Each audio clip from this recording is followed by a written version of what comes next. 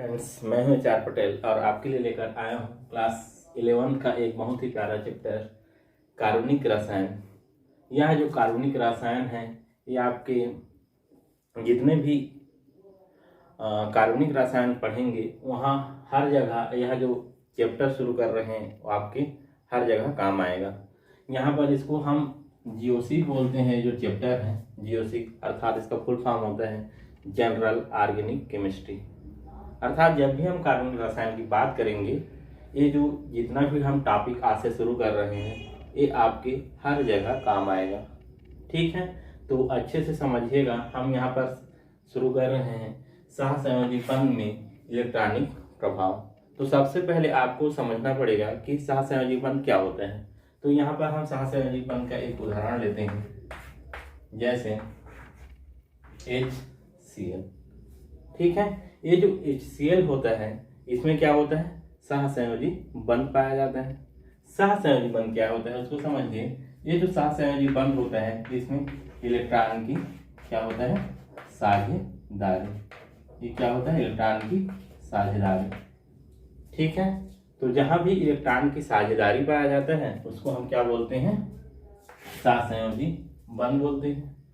ठीक है, आप बोलोगे कि इलेक्ट्रॉन की साझेदारी कैसे, तो इसको हम 11th में पढ़े हैं कि साझेदारी से जब भी इलेक्ट्रॉन की साझेदारी होती है तो वहां पर क्या होता है, सहसंयोजी बंध होता है।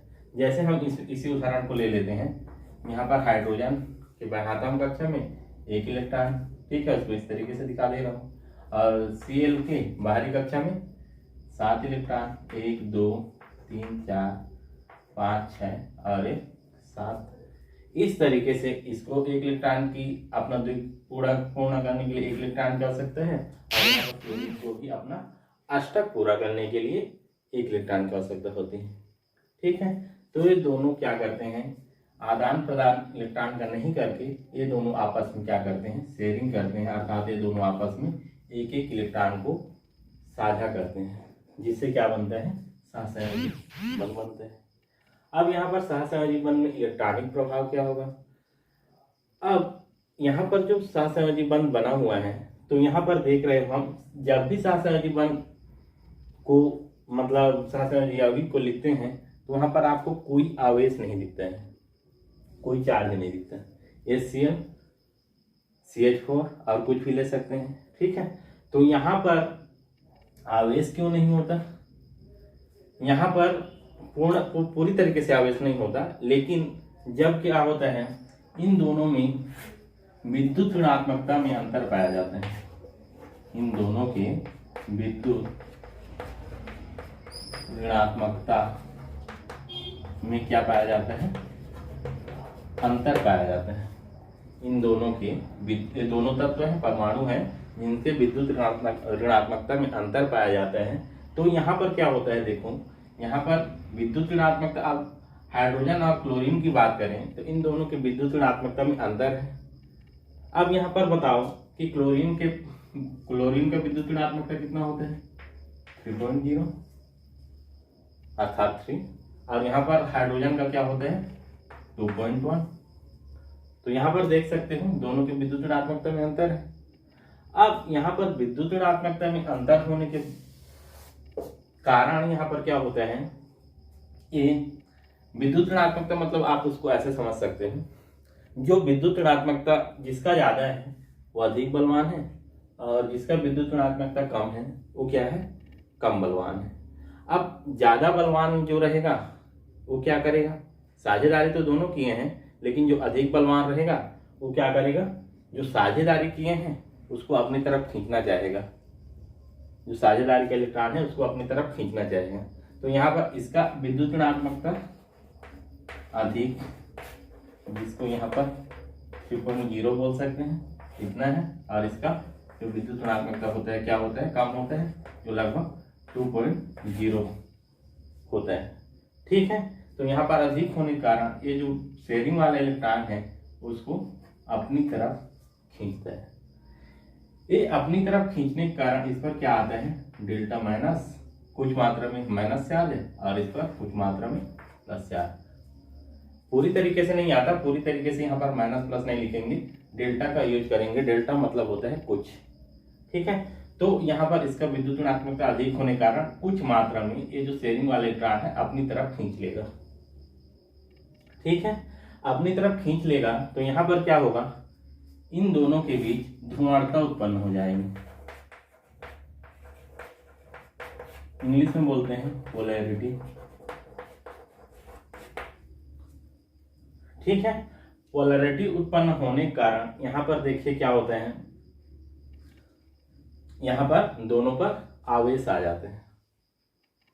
तो यहाँ पर आवेश इस तरीके से भी आ सकता है, या आवेश इसके बगल में कुछ अन्य तत्व या परमाणु आने के कारण भी यहाँ पर क्या होता है, तत्व में या परमाणु में क्या हो जाता है, आवेश उत्पन्न हो जाते हैं। तो आवेश उत्पन्न होने के कारण इन पर 3-4 प्रभाव हमको देखने को मिलता है, जिसको हम क्या बोलते हैं, सहसंयोजी बंध। ये जो सहसंयोजी बंध बना हुआ है उसमें इलेक्ट्रॉनिक प्रभाव। तो चलिए हम कितने प्रकार का प्रभाव होता है उसको पहले देख लेते हैं, फिर एक एक करके। बंध है, इसमें 4 तरीके का प्रभाव हमको देखने को मिलेगा।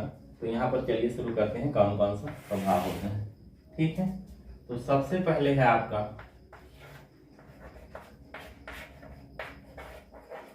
प्रेरणी प्रभाव। ठीक है, इंग्लिश भी याद रखिएगा इसका। तो इंग्लिश में इसको बोलते हैं हम इंडक्टिव इफेक्ट। ठीक है, शॉर्टकट में हम इसको कैपिटल आई से रिप्रेजेंट करते हैं। आगे इसको हम और अच्छे से देखेंगे। सेकंड है आपका इलेक्ट्रोमेरिक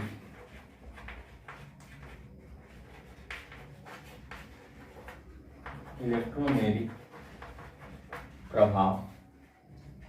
ठीक है, इसका इंग्लिश नाम भी यही होता है, तो इसको मैं अलग से नहीं लिख रहा हूँ, इलेक्ट्रोमेरिक प्रभाव, और इसको कैपिटल ई से प्रदर्शित करते हैं। ठीक है, आगे है आपका तीसरा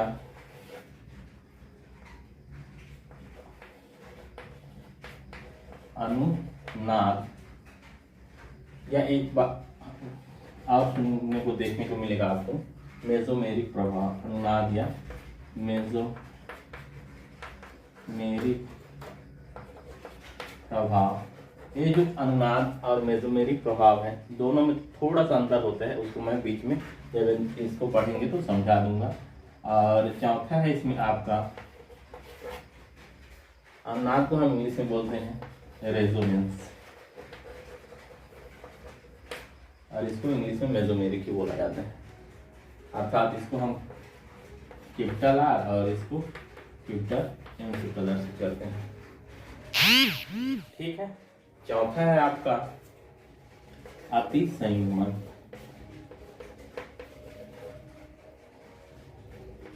अतिसंयुग्मन, ठीक है, या इसको और एक नाम से जाना जाता है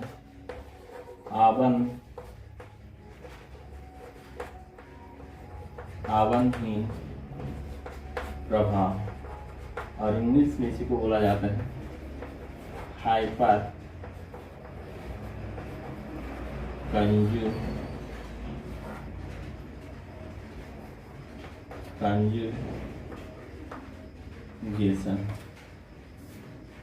कैपिटल में इसको कैपिटल एस से प्रदर्शित करेंगे।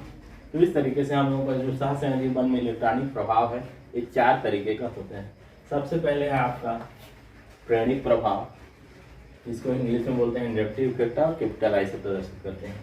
सेकंड है आपका इलेक्ट्रोमेरिक प्रभाव, और इसको कैपिटल ई से प्रदर्शित करते हैं। तीसरा है आपका अनुनाद या मेसोमेरिक प्रभाव, इसको हम इंग्लिश में रेजोनेंस बोलते हैं, और मेसोमेरिक को मेसोमेरिक ही बोला जाता है। ठीक है, इसको हम कैपिटल आर और इसको कैपिटल एम से प्रदर्शित करते हैं। थोड़ा सा दोनों में अंतर है, उसको भी जब पढ़ेंगे उस समय बता दिया जाएगा। आपका चौथा है अतिसंयुग्मन या आवनहीन प्रभाव, और इसको इंग्लिश में बोला जाता है हाइपर कंजुगेशन, और इसको जब हम प्रदर्शित करेंगे तो कैपिटल एच से प्रदर्शित करते हैं। तो यहाँ पर देखिए ये जो चारों हैं इसको हम एक एक करके पढ़ेंगे। ये चारों को हम बोलते हैं सहसंयोजी बंध में इलेक्ट्रॉनिक प्रभाव। और ये आपका जीओसी होता है, अर्थात जनरल ऑर्गेनिक केमिस्ट्री। जब भी हम कार्बनिक रसायन पढ़ते हैं तो इन चारों की बात करने लगा, हम लोग का जो प्रभाव है वो क्या है, रणिक प्रभाव, जिसको इंग्लिश में बोलेंगे इंडक्टिव इफेक्ट। तो इसमें सबसे पहले परिभाषा देख लीजिए। किसी अणु में किसी सहसंयोजी बंध के इलेक्ट्रॉन युग्म का अधिक ऋण विद्युतीय परमाणु की ओर विस्थापन को रणिक प्रभाव कहते हैं और इसे कैपिटल आई से प्रदर्शित करते हैं। ठीक है, अर्थात कोई भी जो सहसंयोजी बंध है, कोई भी जो अणु है उसमें जो सहसंयोजी बंध है उसमें क्या होगा, अधिक ऋण विद्युतीय परमाणु की ओर क्या होगा, परमाणु की ओर विस्थापन होगा, जिसको हम क्या बोलेंगे, प्रेरणिक प्रभाव बोलेंगे। ठीक है, तो यहाँ पर प्रेरणिक प्रभाव क्या हो जाएगा, किसी अणु में सहसंयोजी बंध का अधिक ऋण विद्युतीय परमाणु की ओर विस्थापन को हम क्या बोलेंगे, प्रेरणिक प्रभाव बोलेंगे। ठीक है, अब यहाँ पर इन लोग इसका जो कंडीशन है उसको नोट कर लीजिए क्या क्या होता है। तो यह जो प्रेरणिक प्रभाव होता है, सबसे पहले क्या है, यह एक स्थायी प्रभाव है, यह एक स्थायी प्रभाव है। मतलब यह जो प्रेरणिक प्रभाव है क्या है, एक स्थायी प्रभाव है। मतलब जो अणु रहेगा जिसमें ऋण विद्युता में अंतर होगा उसमें हमेशा रहेगा, स्थायी रहेगा। ठीक है, जब उदाहरण लेंगे तो आप क्लियरली समझ में आ जाएगा। दूसरा क्या है, यह प्रभाव केवल सिग्मा बंधों में देखने को मिलता है, इसमें केवल सिग्मा बंध का विस्थापन होता है, केवल सिग्मा बंध का विस्थापन होता है। ये जो प्रेरणिक प्रभाव है इसमें क्या होगा, केवल सिग्मा बंध का विस्थापन होगा। कार्बन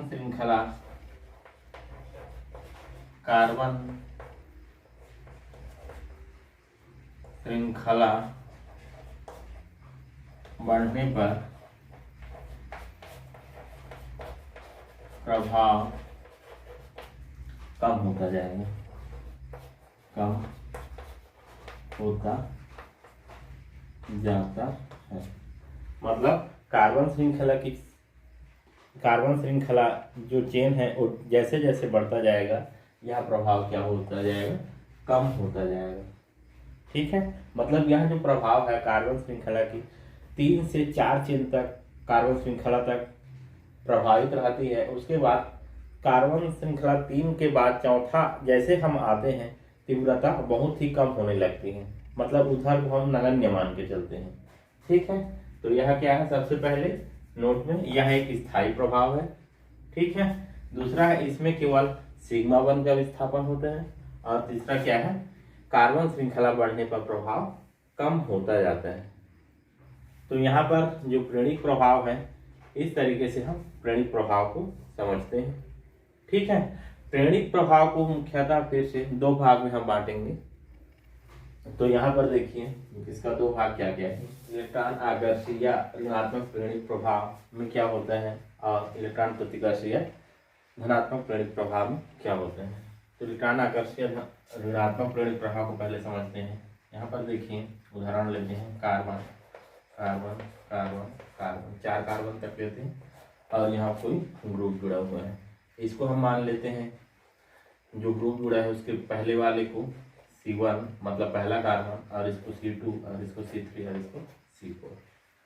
ठीक है, इधर धनात्मक प्रेरणिक प्रभाव को भी समझ लेते हैं। तो यहाँ पर है carbon carbon carbon carbon 4 carbon और यहाँ पर कोई ग्रुप जुड़ा हुआ है।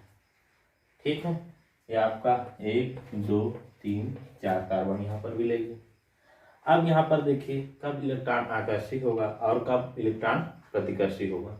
ठीक है, तो इलेक्ट्रॉन आकर्षी होने के लिए क्या होना चाहिए, यहाँ पर इलेक्ट्रॉन आकर्षी होने के लिए जो X ग्रुप जुड़ा हुआ है वो कार्बन C1 से क्या होना चाहिए, अधिक ऋण विद्युतीय होना चाहिए। जो X है जो ग्रुप जुड़ा हुआ है वो अधिक ऋण विद्युतीय होना चाहिए किससे, कार्बन से। ठीक है, और यहाँ पर जो ये C1 मतलब कार्बन से ये जो X ग्रुप जुड़ा हुआ है वो क्या होना चाहिए, कम ऋण विद्युतीय होना चाहिए। अर्थात ये जो X ग्रुप जुड़ा हुआ है वो क्या है, कम ऋण विद्युतीय है, और जो कार्बन है वो क्या है, अधिक ऋण विद्युतीय। ठीक है, तो यहाँ पर चलिए समझते हैं कि इलेक्ट्रॉन आकर्षण और इलेक्ट्रॉन प्रतिकर्षण का एक एक उदाहरण लेके। तो यहाँ पर जैसे हम उदाहरण ले लेते हैं कोई सा भी, जैसे X ग्रुप में हम जोड़ देते हैं, यहाँ पर जैसे हम जोड़ देते हैं Cl। ठीक है, अब आप जानते हो कार्बन का 2.1 लगभग होता है, ठीक है, या हाँ 2.1 लगभग, तो यहाँ पर इसको 3 मान के चलते हैं, मतलब इतना होता है। तो यहाँ पर देखिए क्लोरीन का ऋण विद्युत अधिक है किससे, कार्बन से। तो यहाँ पर जो शेयरिंग वाला इलेक्ट्रॉन है किसकी तरफ खिंचाएगा, क्लोरीन की ओर। ठीक है, क्लोरीन की ओर खिंचाएगा तो इस पर क्या आ जाएगा, जिसकी ओर खिंचाता है उस उधर माइनस से आ गया, और जिधर से खिंचाता है उस पर प्लस से आ गया। तो इस पर कुछ मात्रा में प्लस चार्ज आ जाएगा, इस पर कुछ मात्रा में माइनस चार्ज आ जाएगा। तो यहाँ पर जो X ग्रुप है हमारा क्या है, क्लोरीन है, और क्लोरीन एक कार्बन से अधिक ऋण विद्युतीय होने के कारण शेयरिंग वाला जो इलेक्ट्रॉन है उसको अपनी तरफ खींच रहे हैं। अपनी तरफ खींचने के कारण इस पर कुछ मात्रा में माइनस चार्ज और इस पर कुछ मात्रा में प्लस चार्ज आ जा रहे हैं। ठीक है, तो यहाँ पर ये जो आपका इलेक्ट्रॉन आकर्षण या ऋणात्मक प्रेरित प्रभाव इसी को बोलते हैं। मतलब जो ग्रुप जुड़ा रहेगा वो कार्बन से अधिक ऋण विद्युतीय होगा, क्या होगा, इलेक्ट्रॉन आकर्षण या ऋणात्मक प्रेरित प्रभाव, और इसको हम -I से प्रदर्शित करेंगे। ठीक है, अब यहाँ पर देखिए इलेक्ट्रॉन प्रतिकर्षण या प्लस धनात्मक प्रेरित प्रभाव। यहाँ पर देखिए ये जो X ग्रुप है, X ग्रुप क्या होना चाहिए, X की जगह में हम क्या ले रहे हैं, Cr3, R के जगह में कोई CH3 ग्रुप जुड़ा होगा। ठीक है, तो यहाँ पर देखिए ये जो Cr3 ग्रुप है इस कार्बन से क्या है, कम ऋण विद्युतीय है, जिसके कारण क्या कर रहे हैं, ये जो कार्बन है ये इस यहाँ पर के शेयरिंग इलेक्ट्रॉन को अपनी तरफ खींच रहे हैं, अपनी तरफ खींच रहे हैं, अर्थात यहाँ पर देखो क्या होगा, इस तरफ खिंचा रहे हैं।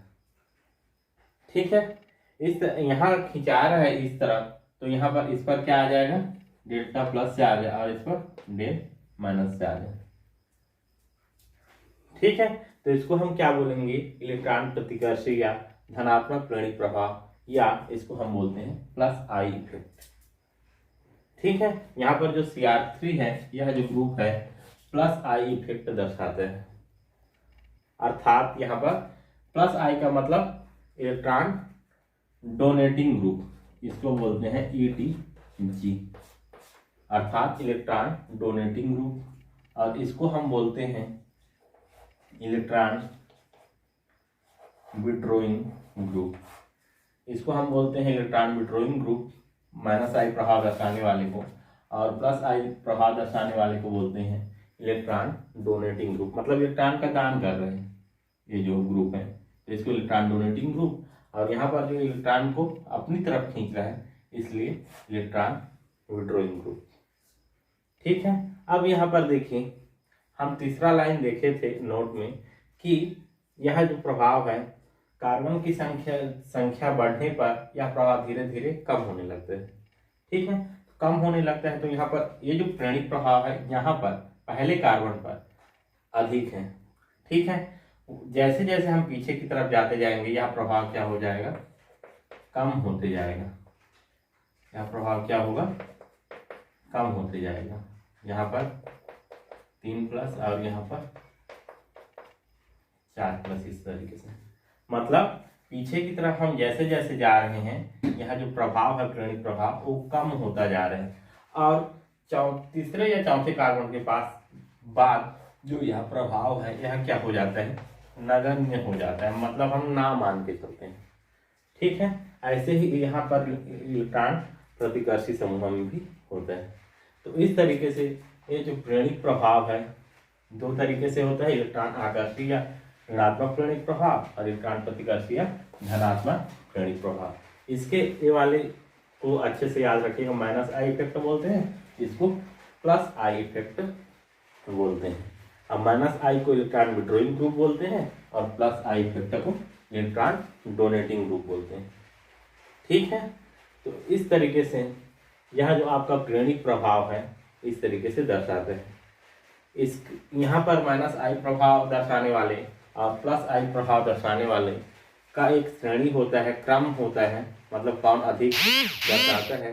तो इसको आप व्हाट्सएप ग्रुप में ले लीजिएगा और इसको एक बार अच्छे से देख लीजिएगा ताकि आप लोगों को अच्छे से समझ में आ जाए। इस तरीके से इस वीडियो को यहाँ पर से समाप्त करते हैं और आगे हम जो दूसरा प्रभाव है उसको देखेंगे, उसके बाद कंटिन्यू तीसरा चौथा प्रभाव को देखते रहेंगे। तो इसी तरीके से हम लोग के वीडियो के साथ बने रहिएगा और जो भी रहेगा उसको कमेंट के माध्यम से बताइएगा। Thank you, thanks for watching.